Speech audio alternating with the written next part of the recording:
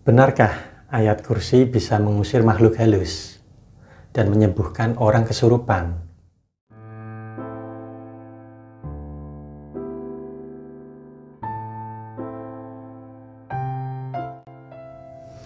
Assalamualaikum warahmatullahi wabarakatuh.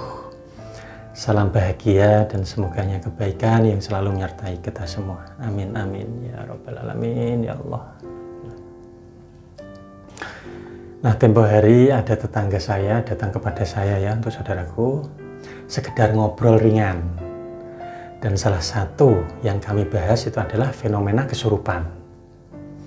Ya, karena tetangga saya ini pernah menjumpai orang yang kesurupan, lalu dibacakan ayat kursi.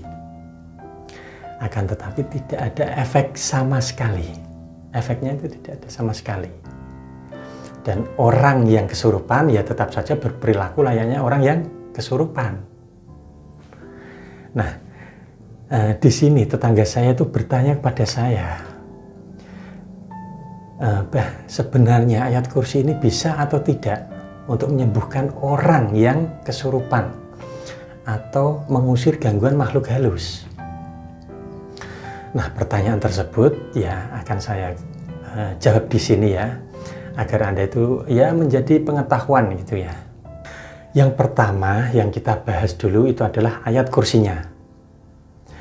Ayat kursi atau ayat Al-Baqarah ayat 255 ya.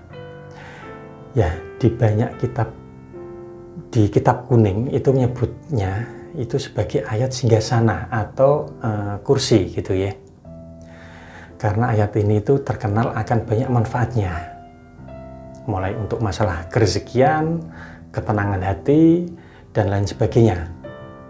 Nah, apakah mengusir makhluk halus dan menyembuhkan orang kesurupan itu termasuk manfaatnya, Bah? Ya, bisa iya dan bisa tidak. Ya, karena dalam sebuah hadis, ya namun saya itu lupa siapa yang meriwayatkan. Anda bisa cari di internet. Di hadis tersebut itu ada salah satu sahabat itu bertemu dengan jin atau setan.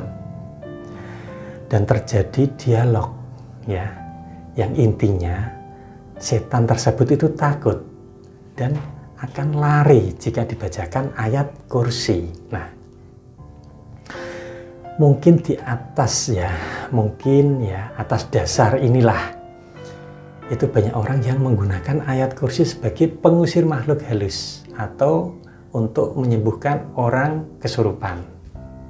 Nah, jadi jawaban yang pertama bisa digunakan dalam kasus tertentu. Nah, tepatnya kasus yang ringan. Anda bisa menggunakan baca atau membaca ayat kursi sebagai media pengusir makhluk halus dan menyembuhkan orang kesurupan. Nah, untuk caranya pun itu banyak sekali saudaraku. Yang paling mudah untuk mengusir makhluk halus ya Anda cukup dengan membacanya itu berulang-ulang gitu ya. Nah, sedangkan untuk menyembuhkan orang kesurupan itu adalah dengan cara membacakan ayat kursi sambil menekan jempol kaki atau jempol tangannya atau di bagian saraf tertentu. Nah, itu ada caranya. Nah, kedua cara tersebut itu adalah yang paling mudah. Ya, kalau saya sebutkan semua nanti ya terlalu panjang untuk video ini. Lalu jawaban yang kedua itu adalah ayat kursi itu tidak bisa untuk mengusir makhluk halus dan tidak bisa untuk menyembuhkan orang kesurupan. Nah, untuk jawaban kedua ini ya masing-masing ada dua kemungkinan. Untuk yang mengusir makhluk halus, kenapa ayat kursi tidak mempan? Kan seperti itu. Ya, kemungkinan yang pertama, orang tersebut itu hanya halusinasi melihat makhluk halus. Jadi mau dibacakan apapun ya, mau dibacakan ayat apapun juga itu tidak akan hilang. Nah, untuk cara paling mudah untuk menyadarkan orang tersebut ya itu adalah amati dari halusinasinya itu, amati gitu ya. Lalu kemungkinan yang kedua, yang dilihatnya itu memang makhluk halus yang berasal dari golongan yang tidak mempan dibacakan dengan ayat kursi tersebut. Nah, sedangkan untuk yang kesurupan itu juga ada dua kemungkinan ya. Kenapa tidak sembuh ketika dibacakan ayat kursi? Yang pertama itu adalah ya pada dasarnya itu tidak kesurupan, hanya kecapean atau faktor punya penyakit mental yang lainnya. Jadi mau dibacakan ayat kursi ya atau diruqyah itu ya tidak ada efeknya. Nah, solusinya ya tentu Anda konsultasikan dengan psikiater.